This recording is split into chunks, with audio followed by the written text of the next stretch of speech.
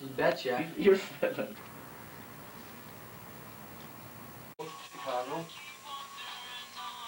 It's a 500-piece Dell folk art puzzle.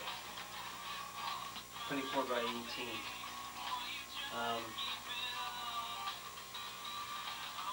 That's about all I can tell you for right now. How long do you anticipate this puzzle is going to take to put together? I think it'll take us a couple of days, probably. Oh, a week. Well, this is a little easier puzzle than some of the others we've done now, I think. What's the hardest puzzle you've done? Well, it was that Thomas Kincaid 1,000-piece puzzle that we did 3 years ago when you were still gone.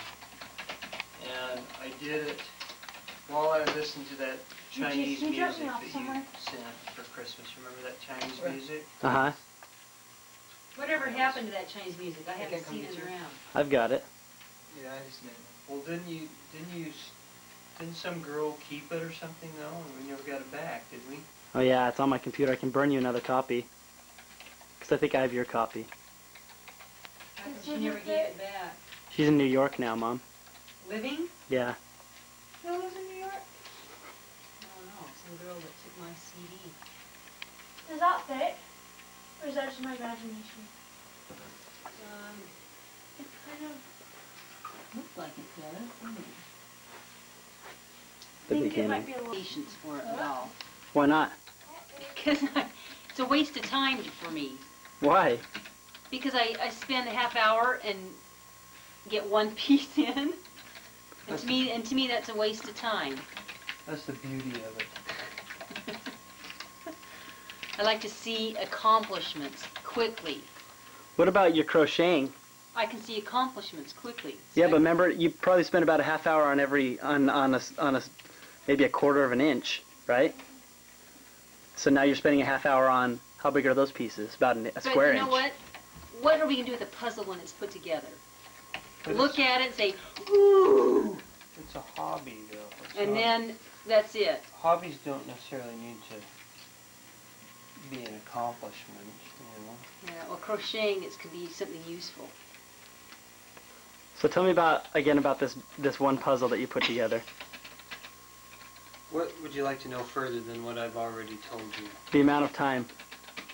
Well, I'm predicting that it's No. The one that you did while I was still on my mission. Thomas Kincaid? Yeah. Well, that was such a big puzzle that we spread the pieces on this table, and the table wouldn't hold all the pieces. Are you serious? Yeah, so we then had to get another, like a little orange flat board that I had, and put the rest of the pieces on that. And the puzzle was so difficult that you basically had to just try fitting pieces because the color scheme didn't give you any clue. I mean, it wasn't a picture by itself. It was a picture once the whole thing was together, but you know, you really couldn't tell what piece went where. So it was a challenge, and it took us, seemed like we worked on it the whole week, didn't we, between Christmas and New Year's. Did you and Mom work on it together? I put in 2 pieces. Nicole worked on it quite a bit with me, and a lot of it I think I just did. Yeah, I don't think Nicole anybody was helped me. good. I did 2 pieces and called it good. Did you ever get frustrated? Well, you know, I would like to have had it go a little faster, but I don't really let these things frustrate me, Jerry. You know that. So you have a lot of patience with the putting together puzzles? Well, I think I do. I think I have pretty good patience. Something I learned. I wasn't always a patient man. Do you feel it to be relaxing when you put together these puzzles? Yeah, I do. Especially when I have the Chinese music. It'd be nice if I still had that. I can put. You want me to put some on for you? Well, you don't have the CD, do you? Or do you have the CD? Just wait.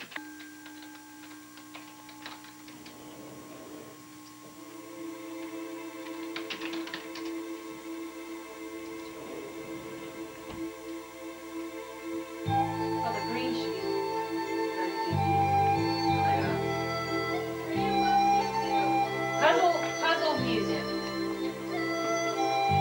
Jeez, can you drop me off now? Off where?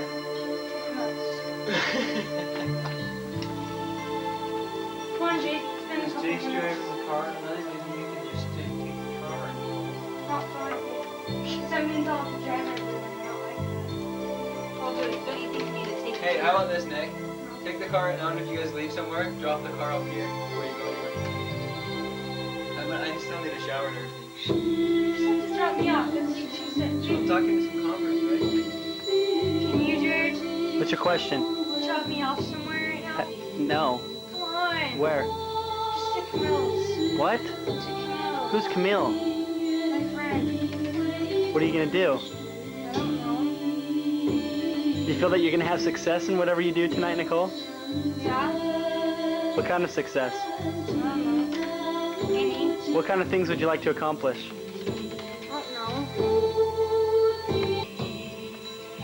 don't know. Please tell me about your experiences on Broadway. Well, I started with the Nicholas Club.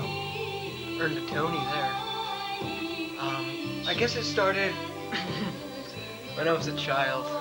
You see, my mother, she was really interested in costume making. My father was an actor, shined shoes and danced. My older brothers Benjamin and Philip, they also were involved in shoemaking and they knew how to dance. Well, as for me, I grew up singing this all the time and I loved it. I decided that I wanted to be a Broadway star. So I started at a young age in small productions, you could say. Mother helped me get a few parts. And I started to dance. And I loved it. And as I danced, I just felt free. I knew that that's what I wanted to do the rest of my life, the rest of my days on this earth. Dance. And then when I was buried, I wanted to be buried in dancing shoes. Maybe those dancing shoes in this life would take me to Broadway, the big stages. So I began to dream, I began to dance, to practice. So one day, my number was called. I was asked to come to the big Broadway show, the big lights, the fancy velvet dresses, the hardwood floor, and thousands of admirers, Broadway admirers. My first night on Broadway was quite interesting. I was nervous, of course. I was all made up with my makeup. And I began to dance. And it felt so good.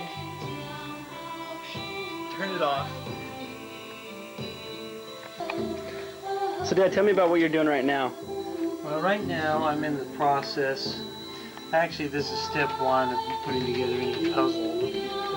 And that is to dump the puzzle pieces on the table and then gently turn them over so they're face up, okay? And as you're doing that, you look for straight edge pieces like this and you kind of put them off to the side so you can make your border. And that's usually the first thing I do when I work on a puzzle is I make a border. And that kind of gets you started, you know, kind of get the lay of the land, so to speak, in puzzle making. Kind of map out what you're going to do for the rest of your puzzle project. Helps you align the colors and get different sections and pieces put together. And that's kind of what I'm doing now, Jared.